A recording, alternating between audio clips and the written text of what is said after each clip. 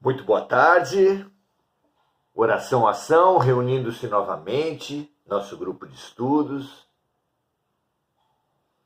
uma fraternidade simples, que se reúne à hora do Ângelus, momento sagrado de todos os dias, em que grandes correntes de oração, de serviço, de elucidação, de aprendizado, se reúnem em benefício geral e particularmente em benefício da humanidade. Sim, há faixas de horário na Terra, e claro que às 18 horas dessa nossa faixa não corresponde ao mesmo horário nas outras demais faixas do planeta.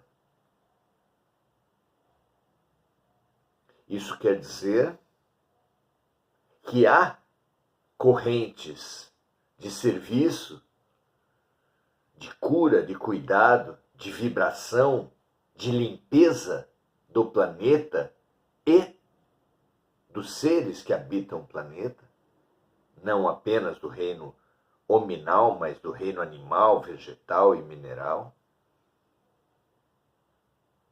24 horas por dia, agindo sempre, limpando sempre. Nós bem sabemos que organizações que têm grande afluxo de público não podem se limitar a uma limpeza, a uma faxina de uma vez por semana, como fazemos nas nossas casas, às vezes 2 vezes por semana. Com grande afluxo de público, é claro que permanentemente precisa haver funcionários de limpeza atuando, mantendo a limpeza básica sem prejuízo de momentos de limpeza maior. Se assim é com uma estação de trem, uma estação de ônibus, uma estação de metrô,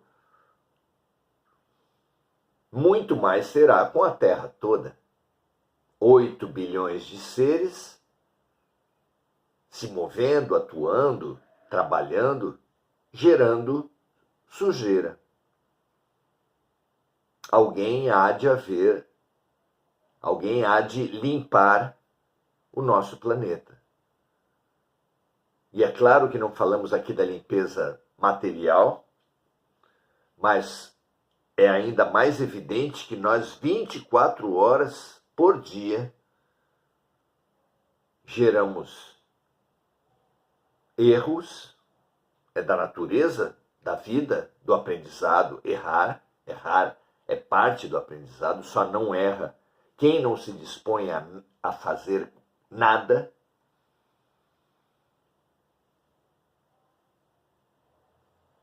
E, infelizmente, temos lidado com o erro de uma forma a gerar veneno e sujeira para todos.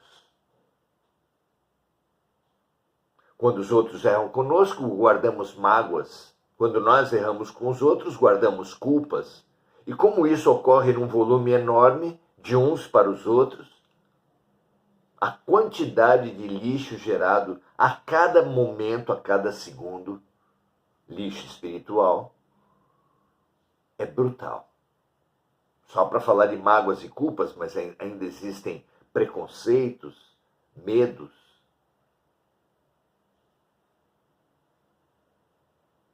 violências de todo tipo. Quem limpará?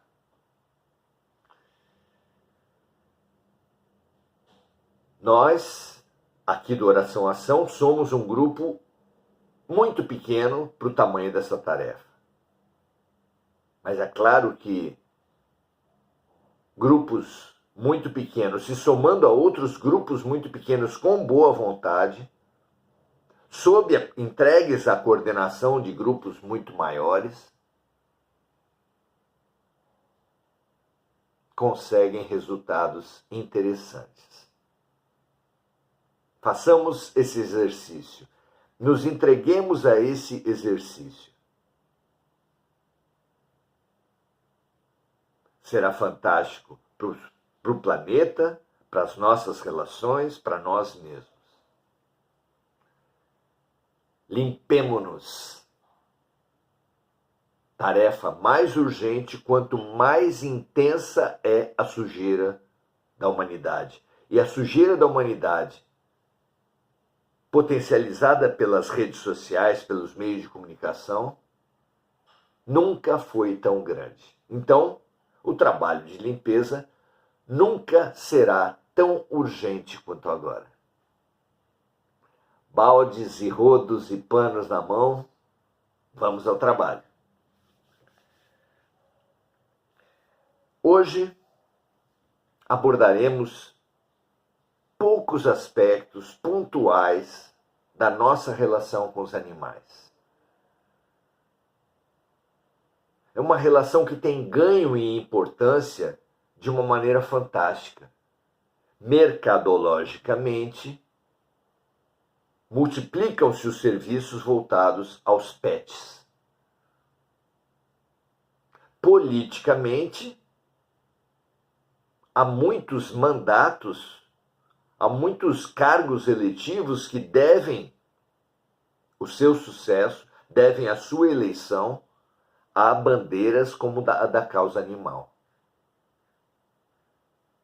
Mas a causa animal abrange um número muito pequeno de animais.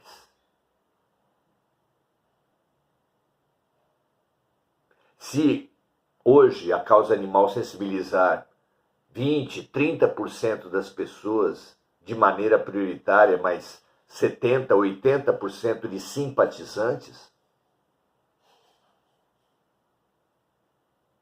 a causa animal hoje abrange um número ínfimo, irrisório das espécies animais, os chamados pets. Não deixa de ser significativo que nós dediquemos tanto tempo, tanto amor, tanto recurso aos pets, o que, diga-se de passagem, fique bem claro, é um excelente exercício de amor, mas dediquemos tão pouco tempo, tão poucos recursos, tão pouca importância para a causa dos animais que nós comemos, que nós nos alimentamos. Será mesmo que gatos e cachorros têm tão mais importância do que bois e vacas, cabras, cabritos, carneiros, porcos, galinhas, peixes? Será? Menos tempo ainda dedicamos aos animais ameaçadores, por serem predadores, por serem transmissores de doenças. Como compreender, do ponto de vista espiritual, a questão dos animais? Em primeiro lugar, o espírito de luz da causa animal, Francisco de Assis, que, segundo as informações espirituais, é o coordenador, é o cuidador da causa animal, do ponto de vista espiritual de todo o planeta. Ele chamava todos os animais de irmãos. E isso é muito significativo, especialmente porque os espíritos nos dizem, que a nossa evolução não vai dos macacos aos homens, aos seres humanos, como a ciência supõe hoje. A nossa evolução vai do átomo ao arcanjo. Vejam como a ciência pega uma pequena fração dessa grande evolução. Somos irmãos, não apenas de todos os animais, mas de todos os vegetais e de todos os minerais, e de todos os átomos que compõem todas as coisas.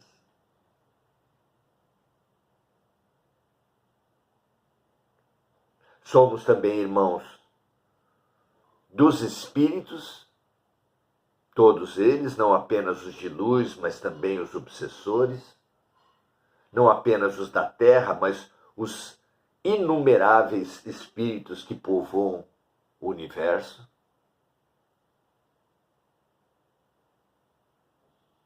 Compomos realmente uma família universal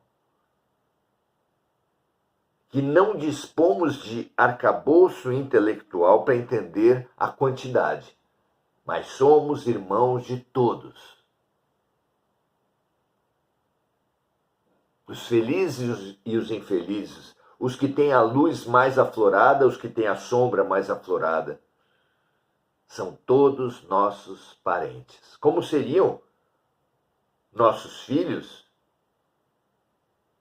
mesmo se algum deles cometesse equívocos importantes? Deixariam de ser nossos filhos? Se para nós que somos tão imperfeitos é assim, quanto mais para Deus. E se são filhos de Deus, são nossos irmãos. Não é assim? Muito bom. Entender isso, que a fraternidade que devemos aos animais e vegetais é muito maior do que supõe a economia, maior mesmo que supõe a ecologia. Só tem paralelo na cultura de povos primitivos que vivem, sentem essa fraternidade como membros de uma mesma casa, seja essa casa a floresta, a natureza, porque realmente compomos a mesma família. Vamos lá, então, a pergunta é a 128. Abordaremos pequenos aspectos desse assunto enorme. Por isso fizemos essa introdução, para dar um pano de fundo do entendimento espiritual sobre a questão dos animais. Se somos de uma mesma família, o que poderia fazer com que desconsiderássemos alguém dessa grande família? O que poderia fazer com que matássemos e comêssemos alguém da nossa família? Essa perspectiva da fraternidade, também no aspecto da causa animal e vegetal, também no aspecto da família universal, é o que nos transformará. A primeira pergunta, então, a vida do irracional. 128 desse O Consolador, Chico e Emmanuel. A vida do irracional está revestida igualmente das características missionárias? Será que podemos dizer que os animais cumprem uma missão na vida encarnada?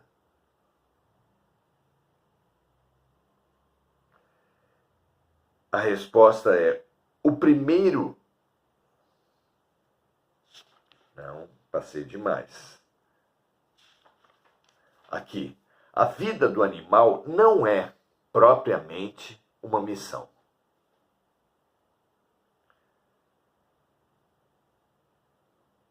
Cabe-nos lembrar que os espíritos falaram que os seres humanos encarnam na Terra cumprindo vidas principalmente expiatórias, quando vêm reharmonizar a si e aqueles que ele prejudicou pelos seus erros em outras vidas. Que, num outro ponto de vista, que vimos cumprir provas quando as dores, as dificuldades, os desafios que temos numa vida nos preparam, nos habilitam a avanços muito maiores. E num terceiro campo, podemos encarnar essa humanidade da Terra cumprindo missões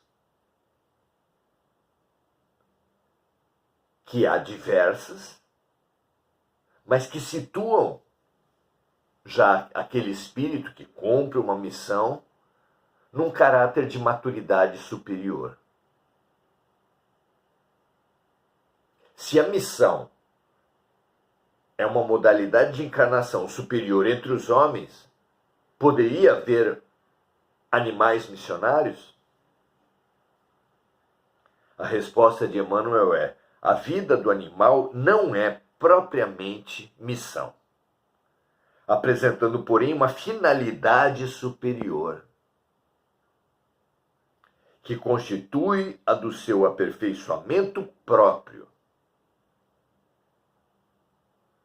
através das experiências benfeitoras do trabalho e da aquisição, em longos e pacientes esforços dos princípios sagrados da inteligência. Então, o grande trabalho, a grande finalidade da encarnação no campo animal é o trabalho e a aquisição dos princípios sagrados da inteligência. É através da vivência como animal que vamos nos preparando em nossas mentes e em nossos corpos espirituais para adquirirmos competências, capacidades inerentes à humanidade, ao ser humano. Não se pode falar que o ser humano seja superior, que nem mesmo os anjos sejam superiores aos animais e aos vegetais. Há sim um processo de maturação, há sim um aprendizado, uma expansão da consciência. Mas quem, numa escola de enormes proporções, quem poderia dizer que o aluno do ensino médio é superior ao aluno do ensino fundamental? Ou que o aluno da faculdade tem mais importância do que o aluno da educação infantil? Claro que não. Todos os alunos, cada um dentro do espaço mais propício ao seu aprendizado, tem igual importância. Porque todo aluno da faculdade já esteve na educação infantil. Todo do ensino médio já esteve no ensino fundamental. Quem está em séries infantis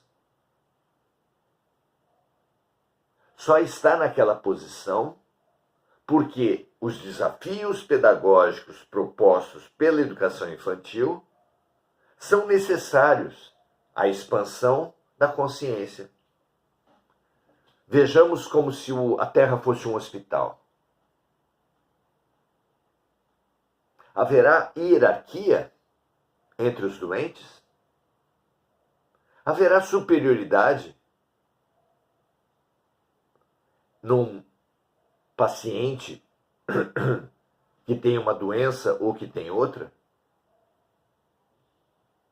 Claro que não. Os tratamentos, os medicamentos, as cirurgias, os diagnósticos, que são dedicados a um certo doente, não são dedicados a outro, não por maior ou menor importância, mas sim porque é o que cada um precisa, é o que a situação de cada um exige. Não existe hierarquia entre os alunos, não existe hierarquia entre os doentes. Cada um de acordo com a sua necessidade. Não parece óbvio isso? E não é generoso nós que adoramos hierarquizar tudo, vermos que toda criatura de Deus está no seu lugar, num papel e numa tarefa mais adequada para o seu estágio de desenvolvimento, rumo à expansão, rumo ao amor universal. Muito bem. Então os animais não são superiores aos vegetais, os animais e os vegetais não são superiores aos minerais, e nem mesmo os anjos são superiores a nós. São apenas irmãos mais velhos. São apenas alunos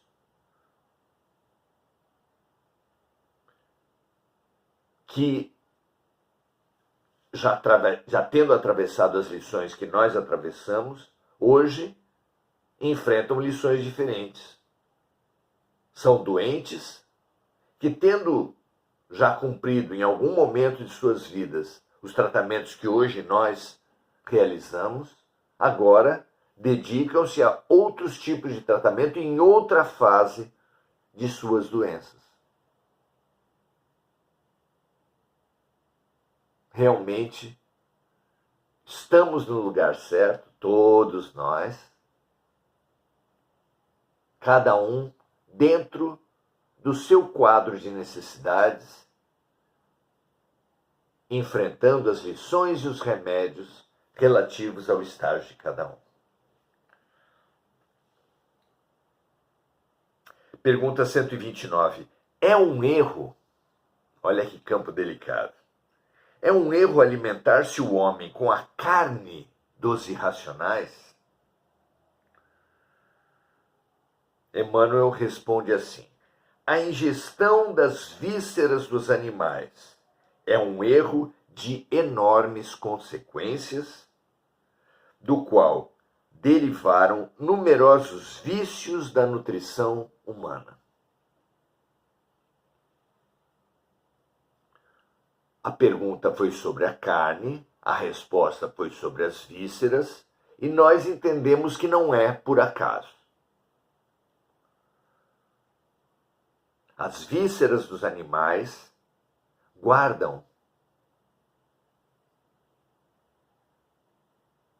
uma toxicidade, um envenenamento, uma possibilidade de contaminação, não propriamente por vírus, bactérias, mas uma contaminação energética lamentável para todos nós. Continua ele dizendo assim: é de lastimar semelhante situação, mesmo porque se o estado de materialidade da criatura exige a cooperação de determinados ingredientes, componentes dos animais, vitaminas, proteínas, esses valores nutritivos podem ser encontrados nos produtos de origem vegetal, sem a necessidade absoluta dos matadouros e frigoríficos.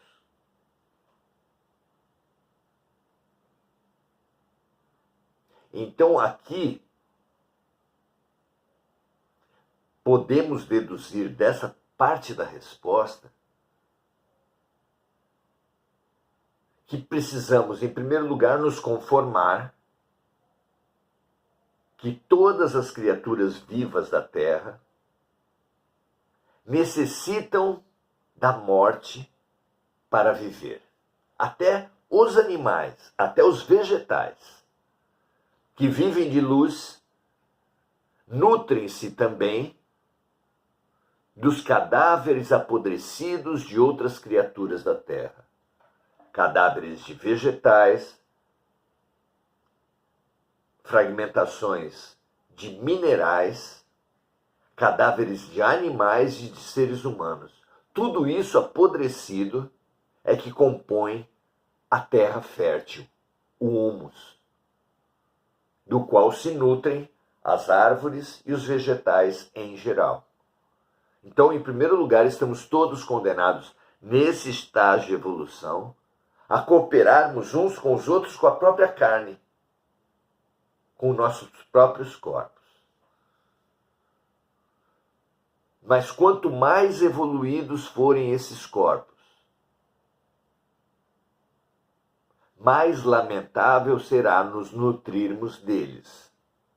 Fora exceções limites de desastres, falta absoluta de alimentos. Mas é lamentável que seres humanos se utilizem da carne e das vísceras de outros seres humanos.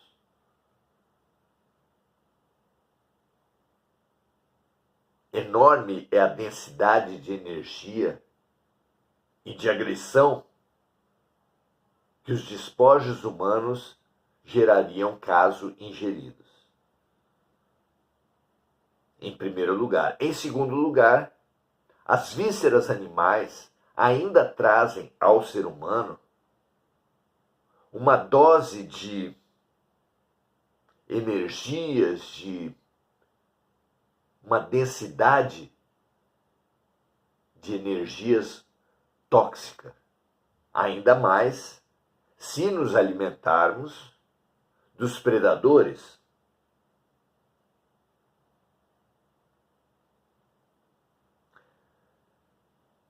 Numa escala, mesmo a alimentação dos animais de rebanho, que constitui hoje o principal foco da alimentação da humanidade da Terra, bois, vacas, cabras, porcos, galinhas, carneiros, de alguma forma peixes também. Mesmo esses, o que já constituindo uma evolução para os grupos primitivos antropófagos e os grupos que ainda se aferram a práticas alimentares ligadas à caça,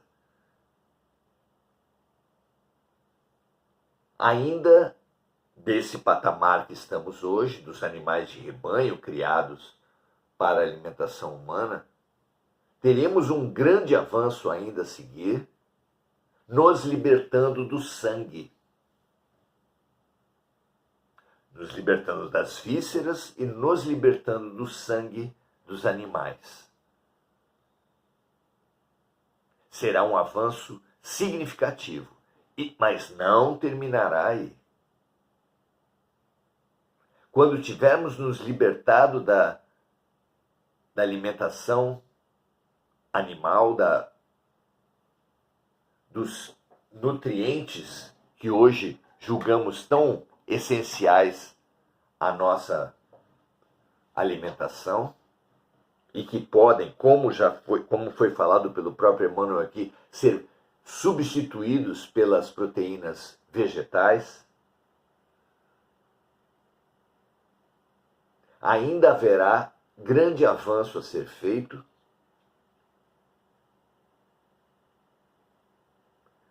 até que possamos nos nutrir da luz e do ar.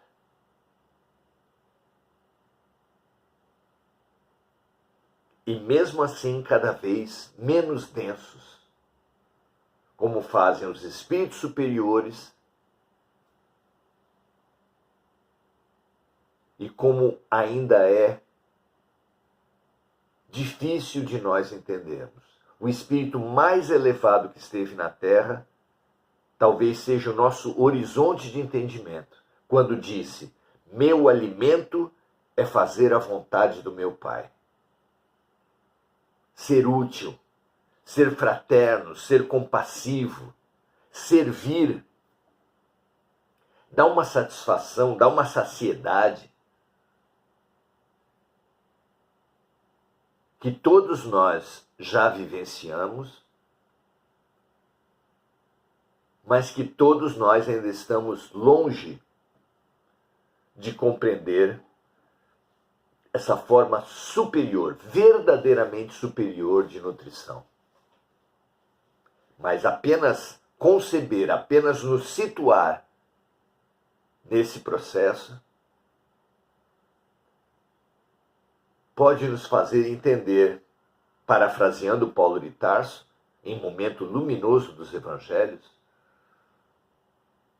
da primeira carta aos Coríntios, capítulo 13, de 1 a 3, de 1 a 13, podemos dizer que quando éramos ainda mais primitivos, pensávamos, agíamos e nos nutríamos na primitividade. Conforme avançamos, conseguimos pensar, sentir, agir e nos nutrir